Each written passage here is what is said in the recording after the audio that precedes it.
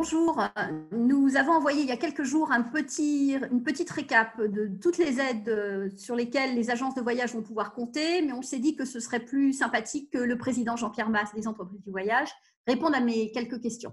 Donc voilà, on va faire une petite interview en quelques minutes. Ma première question, Jean-Pierre Mas, l'activité partielle, ce qu'on appelle plus communément le chômage partiel.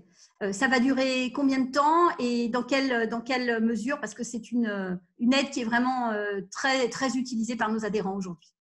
Alors, le chômage partiel, qui pour beaucoup d'activités s'arrêtera au mois de juin, pour nous, va se poursuivre pendant une année. Et tant que l'activité n'a pas repris un cours normal, le taux d'indemnisation du chômage partiel devrait rester le taux d'indemnisation actuel, de prise en charge actuelle, qui est de 4,5 fois le SMIC. Concernant les exonérations de charges dont on a beaucoup parlé, à qui profitent, à quelles entreprises profitent ces exonérations et pendant quelle durée? Les exonérations de charges concernent automatiquement toutes les entreprises de moins de 250 salariés.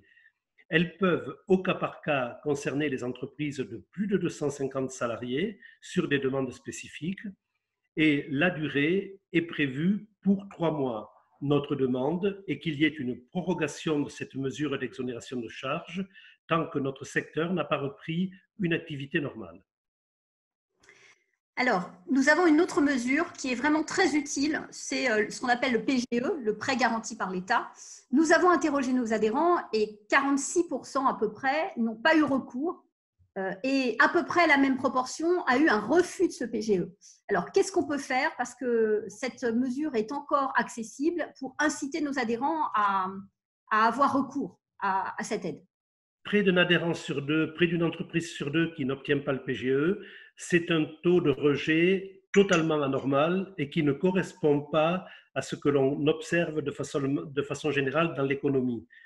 Le fait d'avoir des capitaux propres, des fonds propres négatifs, n'est pas un élément suffisant pour justifier le rejet du PGE. Ceci a été très clairement dit par Bpifrance. Donc, nous avons décidé de mettre un service pour aider les adhérents qui ont eu un refus de PGE. Il faut qu'ils reviennent par email auprès de Olivier Abergel, o.abergel@entrepriseduvoyage.org, avec les éléments de leur demande de PGE et les motivations du refus, et nous les aiderons à reconstruire un dossier pour revenir voir leur banque.